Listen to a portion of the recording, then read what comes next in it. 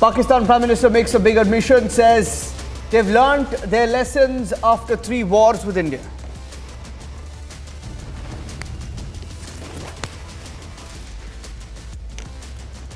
Hafiz Saeed's brother-in-law, Abdul Rahman Makki, now a global designated terrorist by the United Nations. China forced to lift the technical block.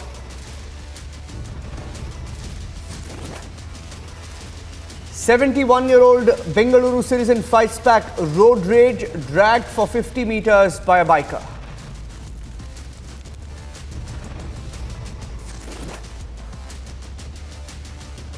Big political face-off over Indigo incident. Opposition alleges BJP MP Tejasvi Surya opened the emergency door of the Indigo flight, leading to a delay.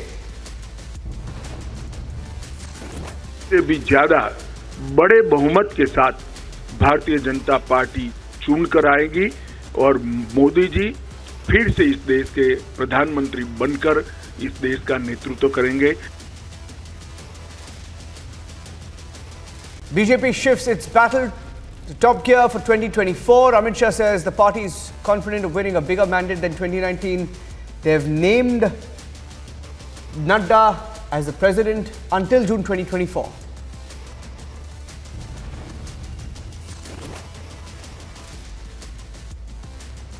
Second temple attack in Melbourne in 4 days. Anti-India, pro-Khalistan graffiti painted on temple walls.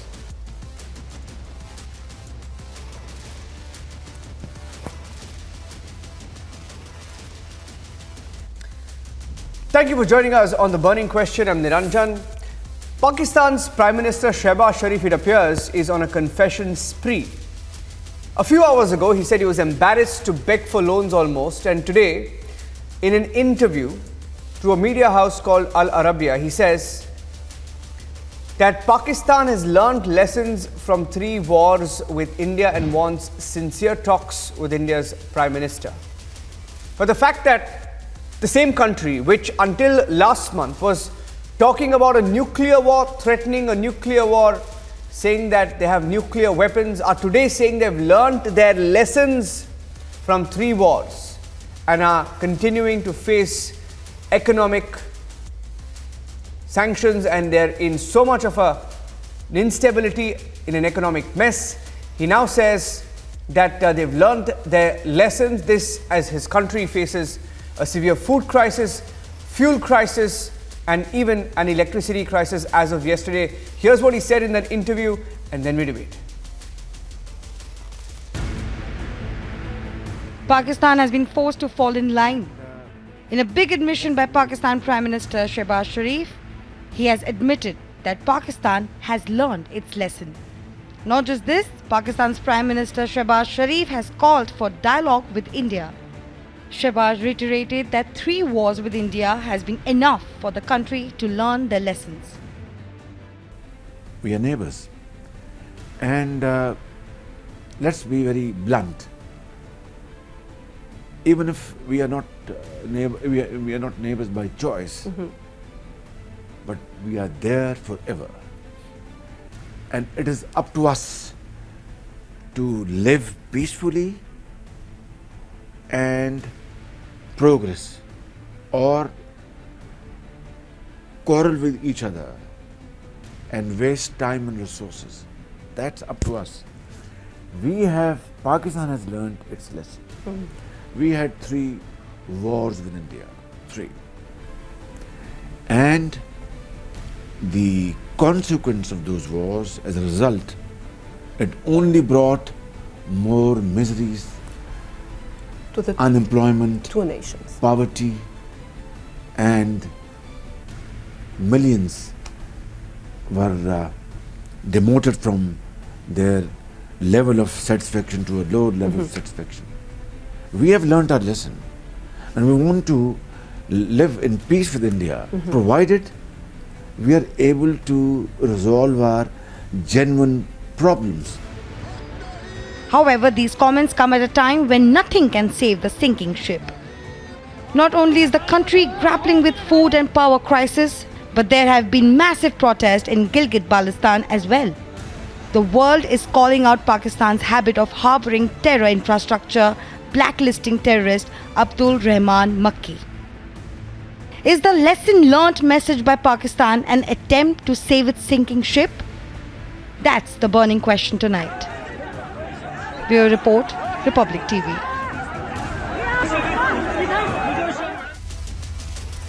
Shazia National spokesperson of the BJP, live from Delhi, Major General Rajan Kochar, defense expert, Faraz Saeed, political analyst, live from Lahore, along with Ayab Ahmad, who's a political analyst and columnist, will be joining us live from Islamabad.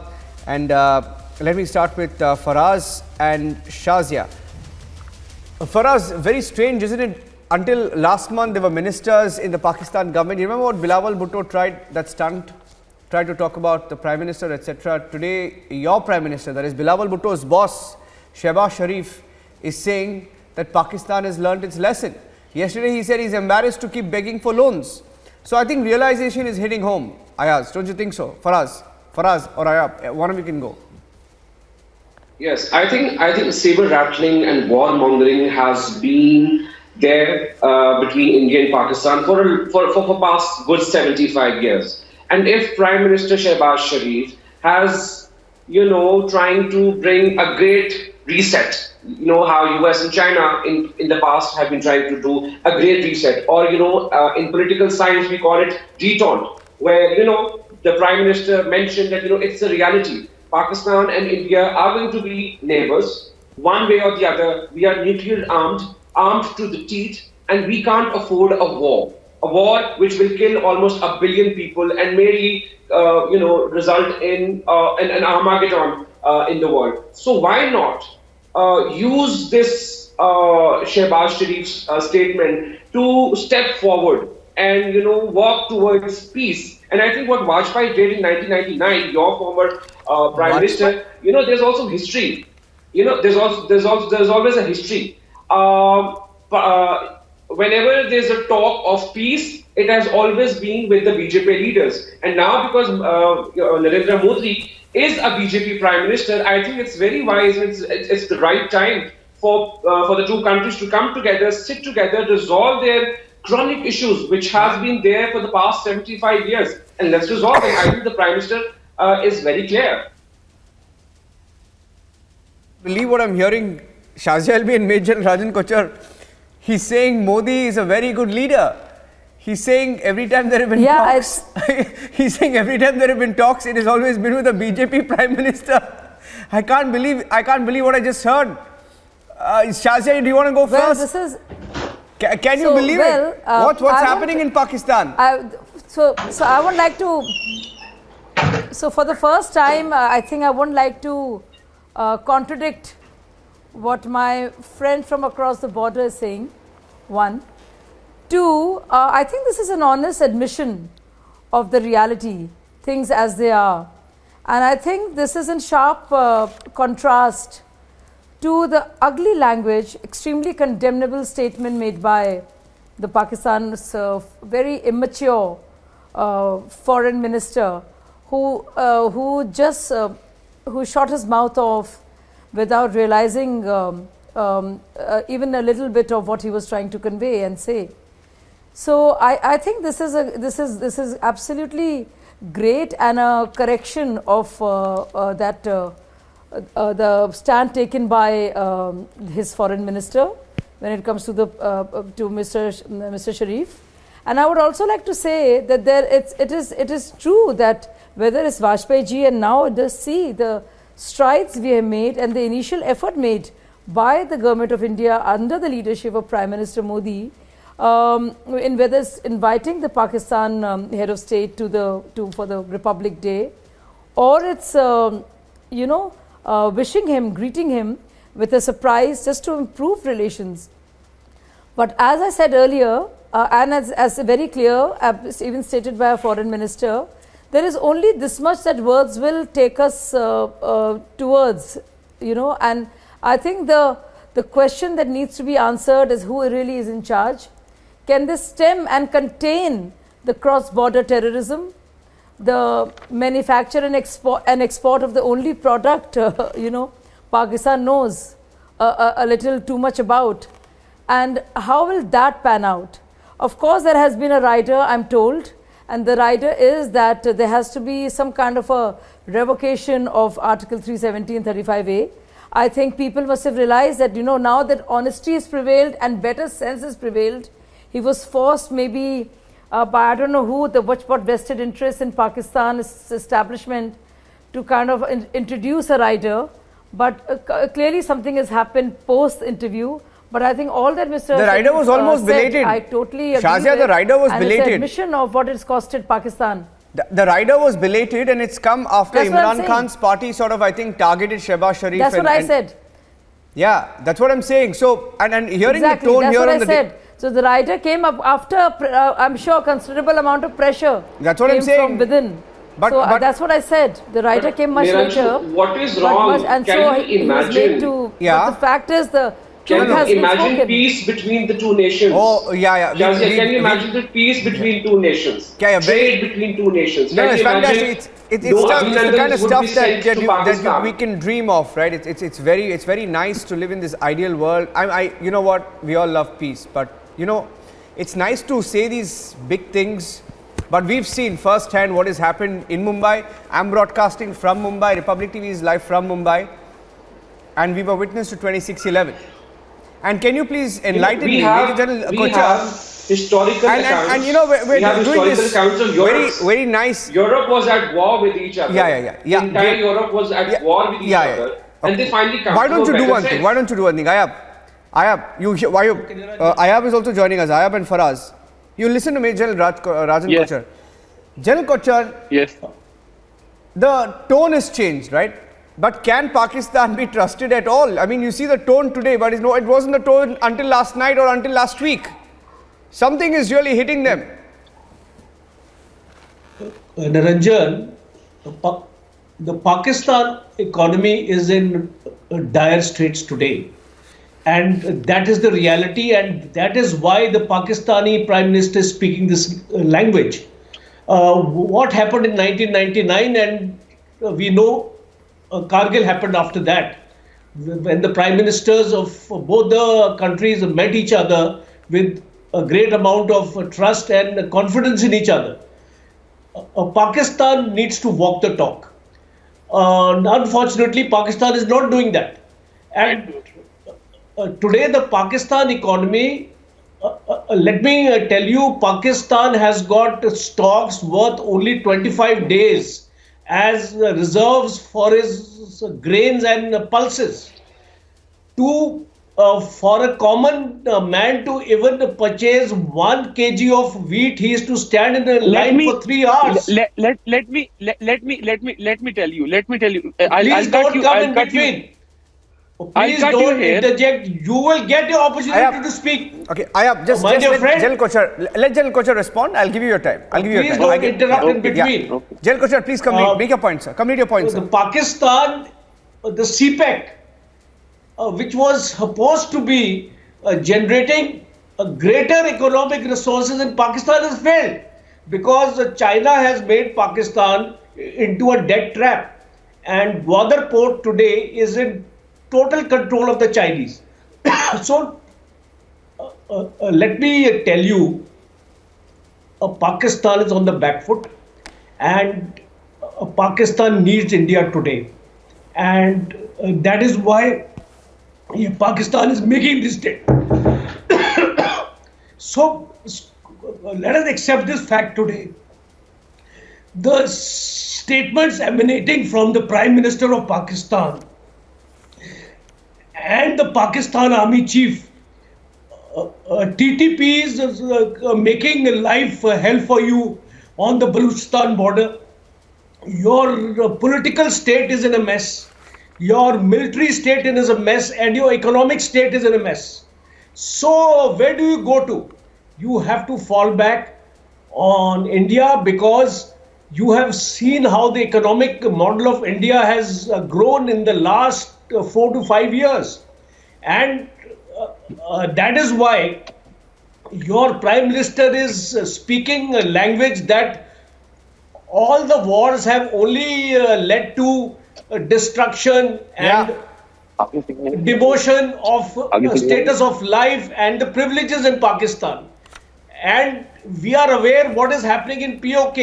You don't have water and electricity there, people are suffering. So, this is a knee-jerk reaction. In case Pakistan Prime Minister wants peace with India, he must stop all the terrorist camps which are operating in Pakistan first. And that should be the precondition. And thereafter, he should come to India if he has to ask for any kind of help or if he has to resume trades. Last 3 years, there has been no trade between India and Pakistan. Yeah. And who's the loser? India is not the loser. It is Pakistan's economy which is losing. So if you want to walk the talk, I would like to appeal to you as well as to your government. Please dismantle all your terrorist camps. Please hand over all your terrorists who are on the wanted list Now, can I say of the I've United heard you Nations. enough. I've heard you enough. I've heard you. Can I add my? Yes, can I yes, add you can my respond point now. Yes, okay, respond, Ayab.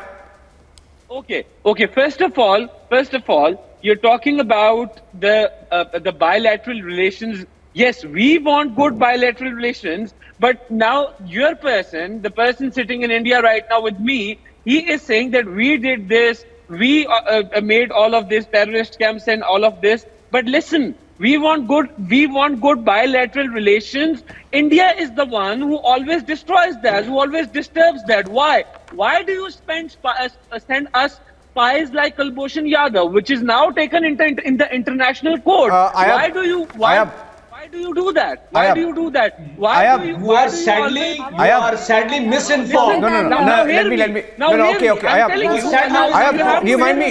You have to hear me now. Ayab, can I ask you a question? Let me ask him a Don't know question. what you're talking. Ayab, can I ask you a question? Ayab, can I ask you a question? Okay, Yes. 1 second. How old were you in 2008?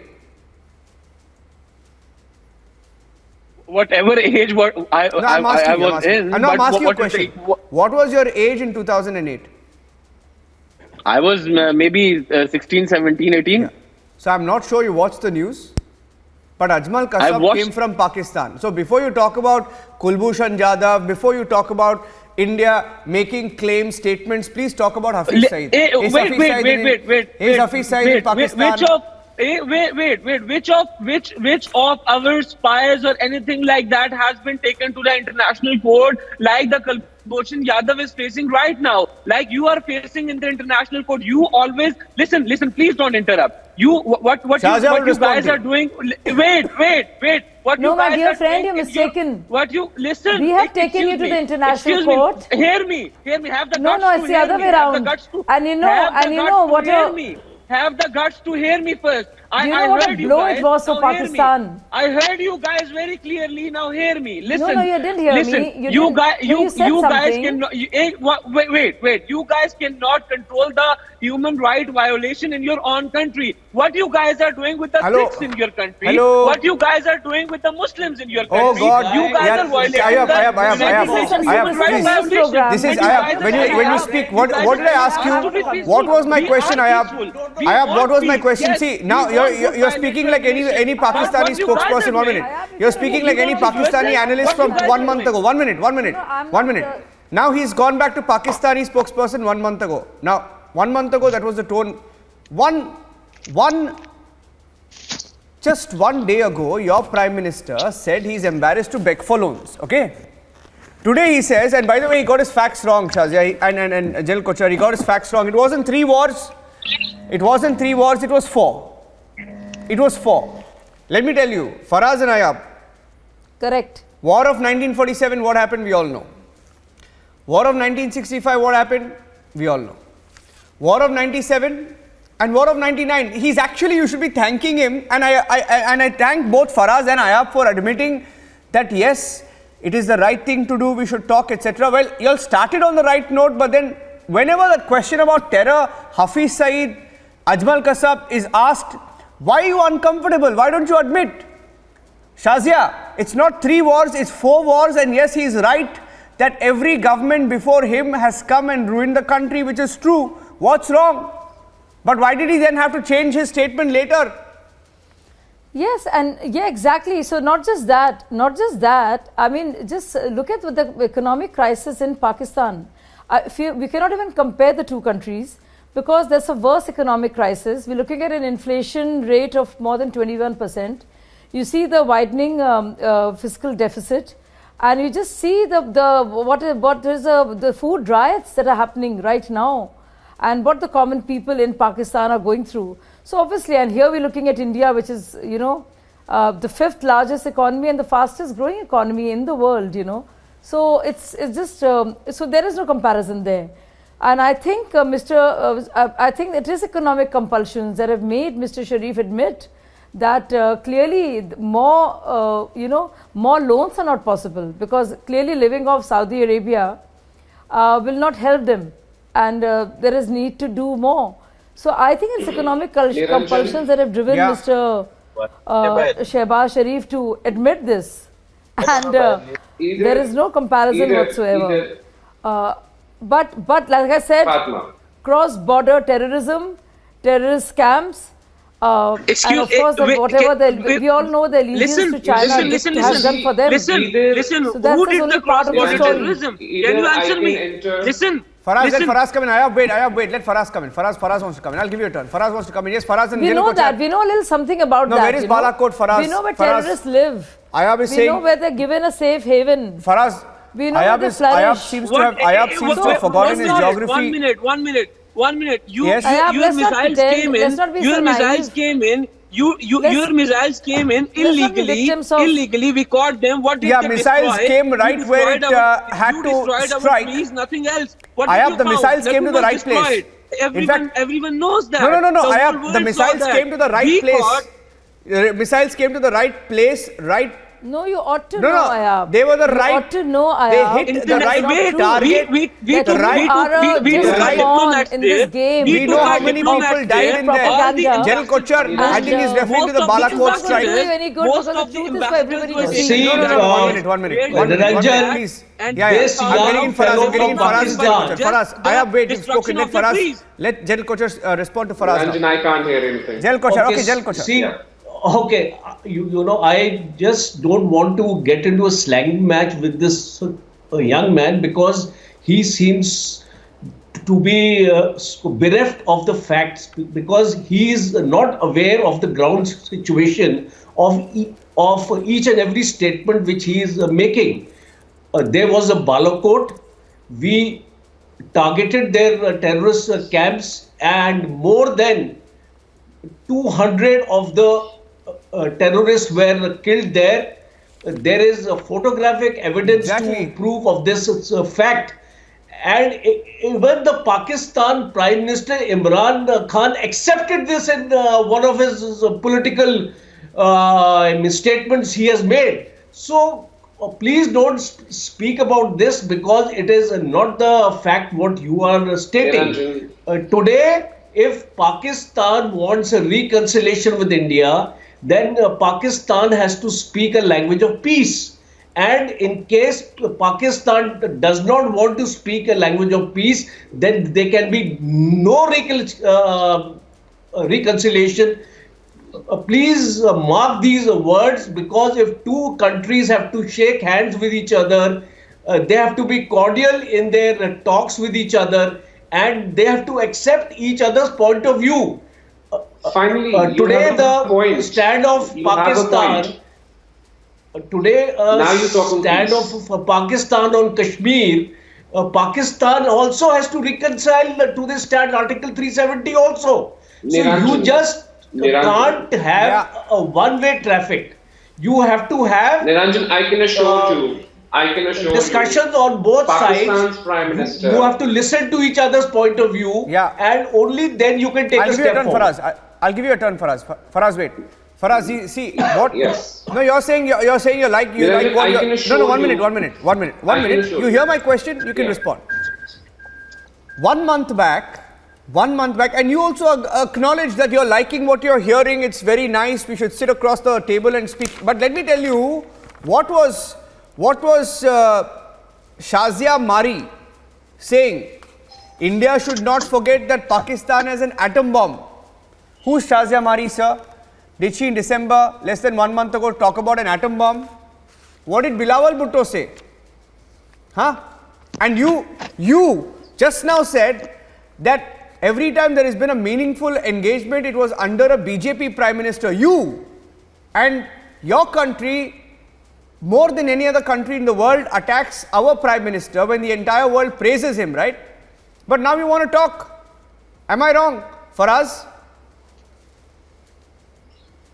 Okay, so good question. So first, my Prime Minister, when he offered peace talks, I'm sure the Indian Prime Minister is also wise enough to accept those calls. There hasn't been any kind of response from Ministry of External Affairs from your country, but I'm sure both the Prime Ministers will stand up and rise to the moment and will settle their dispute in an, of course, meaningful way. And there has to be, certain kind of MOUs. We have our history of problems. India has their own working papers, and of course there would be an exchange and there's a process due. Whereas your question is concerned what Shazia Mari did or what my foreign minister Bilawal Bhutto said. It was a tit for tat response. In one of the previous shows, I also said how Indian army commanders or your foreign minister. Yeah, even the Balakot strike was a tit for tat response. Even the Balakot strike was a tit for tat response. They engaged in warmongering. They said, that's not warmongering. Pakistan. You send terrorists. There's a saying, there's a very famous saying in India. It's called Ghar mein ghuske marenge. What you call tit for tat is called Ghar mein ghuske marenge. It was only a tit for tat response. Again, what I am saying is both the sides have engaged into saber rattling, war mongering, and this is not the time.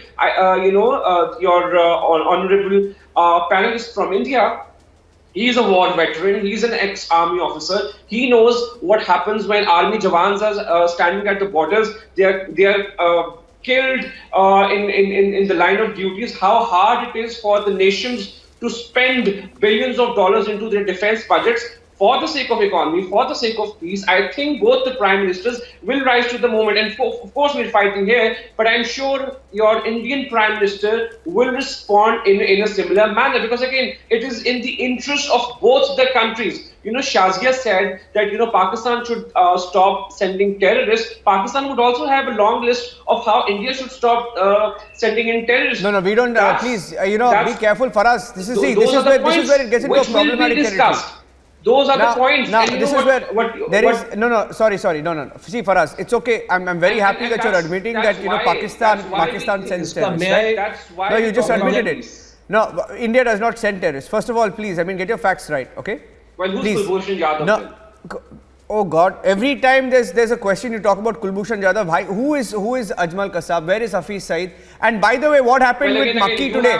Let me tell you, in case you don't know, Ayub and Faraz. In case you did not know, even China has dumped you today by removing the technical hold on Makki. He's been designated a UN terrorist. Okay? There's an embargo on him. He can't travel. His assets have been frozen. Jal Kochar. Even China has dumped them. That's the reality. Listen. Can you hear me for Yes. Can you guys sitting on the other panel? Can you just answer my 3 questions? No, I'm not going to answer your points. I'm not here to answer. I'm here to ask questions. But you can ask that question to General Kochar. General Kochar, you want to respond to him? You want to say something to I just want to say one important fact. Saying something to you. Listen. Please hear me out. Just listen to this. Listen. Which country was on the FATF grey list? I've heard you. Which country was put on the grey list and for what reasons? No, you please listen to me 1 minute. Which country was put on the FATF grey list and for what reason? Was it Pakistan or was it India? We are removed. So, but you stayed in the list for 3 years for what reason? Okay. Because of your harboring terrorism. You have to answer that fact. Let me answer. You have to look inwards. Let me answer you. If you don't look inwards, you will never get a solution to your problem. Let me tell you that. There is no point in defending yourself. I'm leaving it at that. But once again, I'm saying Faraz and Ayab only because I'm short of time. But something is changing. Even your tones have changed. Your comments and your statements have changed. Can you just give me 1 minute to answer this? I have to toss because I have my co-anchor Shravan waiting in the studios in Delhi. So only because I'm short of time, I'm thanking you. We're taking this forward. It's also the top debate at 9 p.m. Okay, I'm taking this forward. Okay, Shazia, Jal Kochar, Faraz and Ayab, thank you for joining us and handing it over to Shravan. Another diplomatic victory that we have scored today, Shravan. And it's a story that Shravan himself has covered, traveling all the way from Delhi to London to track down someone who no other channel in India was able to. Shravan, over to you.